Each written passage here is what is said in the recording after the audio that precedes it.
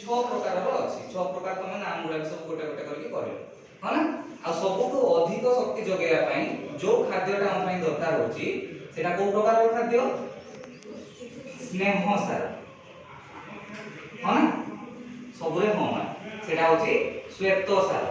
तमे मैक्सिमम खाद्यटा जते बेले तमे खाउछो तमे मूल जिंस हिसाब रे कोटा खाउछो या तो भात खाउछो नले रोटी खाउछो ह ना।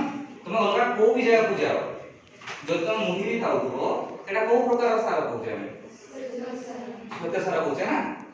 तो एई सारटा हम पई सबुठु अत्यंत जरूरी जदि हम देखिबा हम शक्ति जगेया पई हम जो भी काम करूछे शक्ति जगेया पई जो प्रकार सारटा हमको दरकार होची बेसी दरकार होची बा बेसी शक्ति जगेया पई सहायता करूची सेटा होची श्वेत सार। तो या फल रे हम एमति भी देखिथिबा जे सब गरीब श्रेणी लोक माने थांती ताको पाखरे सब प्रकार न्यूट्रिशन थाई सब प्रकार पोषण थाई न थाए किंतु तमे देखिबो से गोटे सार से श्वेत सार जरिया रे ही ताको जीवन प्रक्रिया को पूरा पूरी भाव में चली ही जाए हां कि नहीं हां नहीं जहां पाखरे सब प्रकार खाद्य नाही से को प्रकार खाद्य सार ऊपर डिपेंडेंट होई पारे श्वेत सार।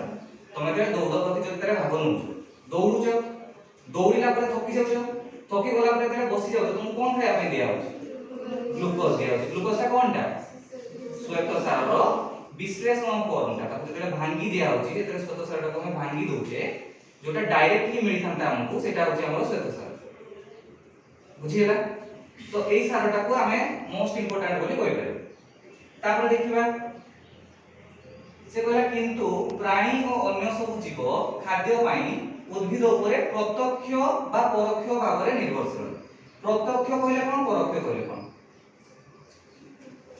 इंग्लिश रे बोले बोलसे बुझि पारे। प्रत्यक्ष होची डायरेक्ट परोक्ष होची इनडायरेक्ट। डायरेक्टली कहले आमे जदि गछ ऊपर सीधा सीधी भाव रे निर्भरशील रहउछे जेमति कि आमे सागटा आनी खाइ देबे आमे जेमति कि परिबा पत्र जति सब आनु सेटा सीधा सीधी भाव रे गछ पाखरु आनिले आनी ताको रोसई कले रोसई करी खाइ देबे ह ना।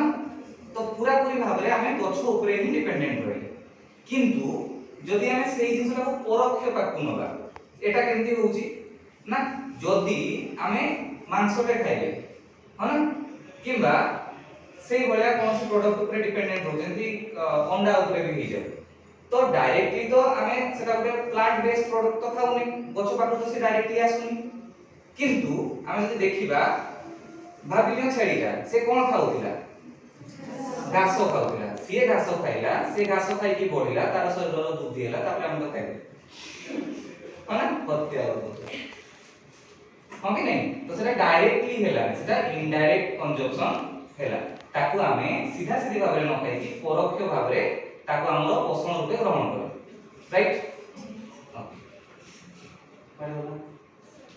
से माने उद्भिद द्वारा प्रस्तुत अगच्छित पदार्थ को